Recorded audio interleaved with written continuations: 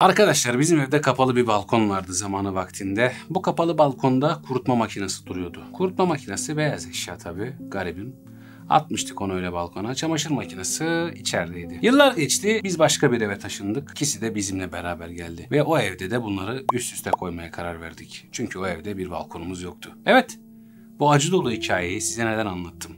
Bu üst üste gelen çamaşır ve kurutma makinelerinden fark ettik ki dışarıda kalan kurutma makinesinin o beyaz rengi sarıya dönmüş, adeta kanı çekilmiş gibiydi. Sararmıştı kurutma makinesi. Yıllar onu yormuştu.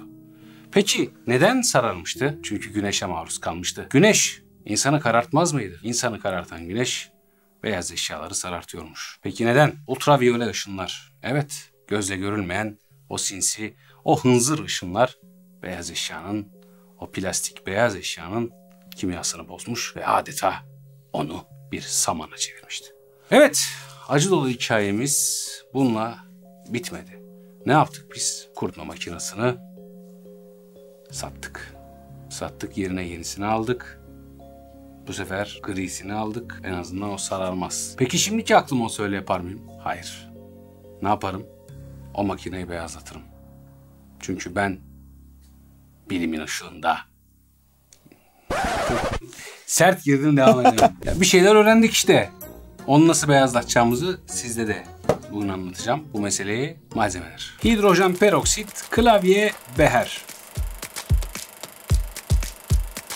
Arkadaşlar şimdi ultraviyole ışınlar ne yapıyorlar? Plastiğin içerisindeki bromin denen maddeyi oksitliyorlar. Oksitlendiği için beyaz olan beyaz eşyalar sararıyorlar. Biz de bugün bu oksitlenmeyi kimyasal olarak geri çevirebilir miyiz acaba diye düşündük. Bunun için kullanılan bir kimyasal maddemiz var. Hidrojen peroksit. Kendisi zaten yakinen tanıdığımız, daha önce de deneylerde bol bol kullandığımız bir kimyasal madde. Uzun bir süredir aramızda yoktu, bugün geri geldi. Hidrojen peroksit günlük hayatımızda oksijenli su diye tabir edilen, yaralara dökülen, yaraları dezenfekte etmek için kullanılan da bir madde aslında. Sadece oksijenli su değil, tabii ki ağırtıcı olarak da kullanılıyor. Hidrojen peroksit yükseltgen arkadaşlar. Canlı cansız ne bulsa parçalıyor arkadaşlar. Şimdi bu plastiği parçalayamamış. Demek ki plastikler hidrojen peroksitlerden etkilenmiyor. Şimdi beherim var. Beherimin içerisine bir miktar hidrojen peroksit koyacağım.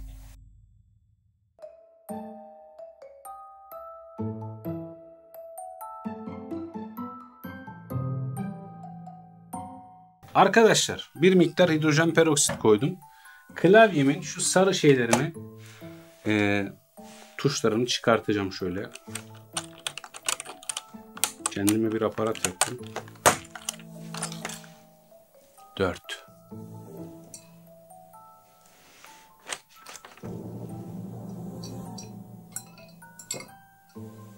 Batmadı ama. Bir de sıfırı çıkartayım. Evet, sıfırı da çıkarttım. Attım içerisine. Şimdi arkadaşlar 6 saat bekliyoruz. Biz çıkalım mı? Olur mu ya, hep beraber 6 saat bekleyeceğiz işte. YouTube uzun videolar istemiyor mu zaten? Çekemez miyiz 6 saat? Beklemezler mi? Manasız olur değil mi? Evet arkadaşlar, tabii ki manasız olur. 6 saat, hiç kimsenin 6 saati yok burada. Biz de ne yaptık? Bu klavyenin bir kısmını söküp bir gün boyunca beklettik. İlk günkü gibi oldu. Ta ta ta tam. Arkadaşlar, hidrojen peroksitte bir gün bekleyen klavye tuşları. Gördüğünüz gibi tuşları söküp bir gün boyunca hidrojen peroksitte bekletirseniz böyle oluyor. Şunlar keşke şimdi olsa ama 6 saat arkadaşlar. En az 6 saat gerekiyor bunun için. Tabii bu 6 saati de buzdolabına koymayın. Yani mümkünse, ne dedim ben deneyin başlangıcında? Ultraviyole ışınlar. Yani güneşin altında beklerse çok daha iyi olur. Bu deneylerde ultraviyole ışının şöyle bir olayı var. Ultraviyole ışın geldiği zaman hidrojen peroksit üzerine oksijen radikalleri ortaya çıkıyor. Bu oksijen radikalleri çok kararsız yapıdalar ve çok yükseltgenler. Yani Kavga gürültü hemen tepkime reaksiyon. Yani nerede hadi? Yani şöyle söyleyeyim, elinizi dahi ağartır. Geçici bir etki bu arada. Yakar biraz ve beyazlaştırır yani. Böyle bir durumu var. Çok aktif kendisi. Çok saldırgan. Bir saç açıcı bir madde var şimdi. Bir şeyde kadınlar çok kullanır, o marka olduğu için vermeyeyim.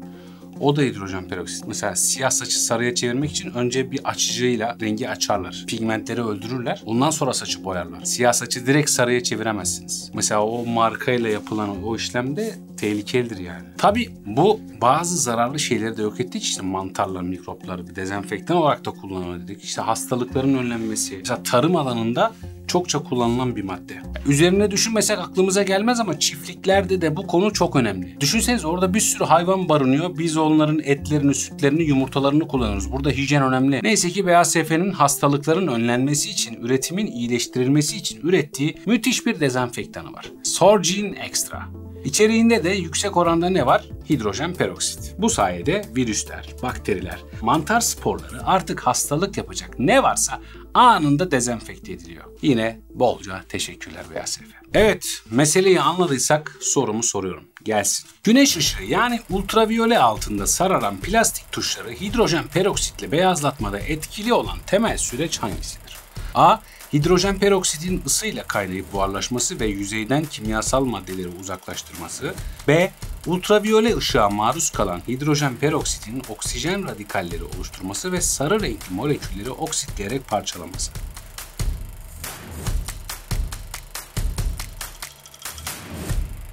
Arkadaşlar, kim buldu bu hidrojen peroksiti? 1818 yılında Louis-Jacques Thénard bulmuş. Baryum peroksidi nitrik asitle tepkimeye sokarak hidrojen peroksiti buluyor. Neden bu ikisini tepkimeye sokuyor? Muhtemelen başka bir şey arıyordu. Onu da söyleyeyim. Genelde buluşlar başka bir şey aranırken bulunan şeyler arkadaşlar. Mesela uzay araçlarının yakıtlarını nasıl motorlara taşırız derken ferrofluidi buluyorlar mesela. Ferrofluid neydi? Mıknatıs tuttuğunuzda hareket eden bir sıvı. Motorlara yakıtı çekmek için bulunan bir sıvı, roket yakıtı gibi bir şey yani. Ya amaç başka. Ama işte o hedefler, bazen şey derler ya, hedef bazen demezler gerçi, bu güzel bir laftır.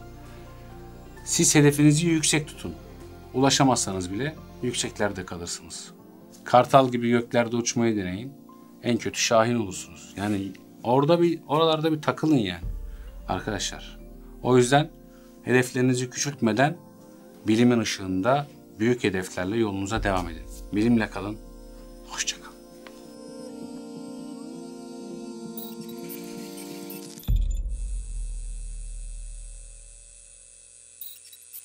Biz buralara yeni gelmedik. Onu da söyleyeyim. Hidrojen peroksiti zamanında biz burada... Neyse.